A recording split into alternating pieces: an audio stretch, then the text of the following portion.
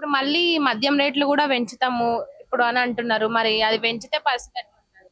Sir ఇక వీళ్ళకి కూడా ఒక అసోసియేషన్ కావాలి, తాగుబోతు సంఘాలు పెట్టుకొని పెంచితే అదైతుంది. అదైతే ఘోరం. ప్రతి తాగేటోళ్ళు అందరికీ అవగాహన ఉంది, అది ఎంతకు దొరుకుతుంది, మీరు ఎంత కమిషన్ తింటారు, అది కూడా కోపం ఉంది. కానీ వాళ్ళు అనలేరు. అనలేరు అంటే బయటికి రాలేరు కదా, మేము తాగుతున్నాము అని చెప్పి ఇంట్లో తెలియవద్దు అని చెప్పేసి వాళ్ళు ఊరుకుంటారు.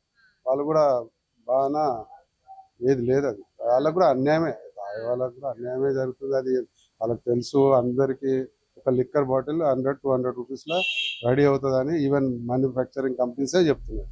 వీళ్ళు దాన్ని 1200 అట్లా అమ్ముతున్నారు. ఎంత దోసుక తింటారు. దీనికి వీళ్ళకి రివర్స్ కావాలంటే మళ్ళీ బ్లాక్ మార్కెట్లో వస్తేనే చక్కగా.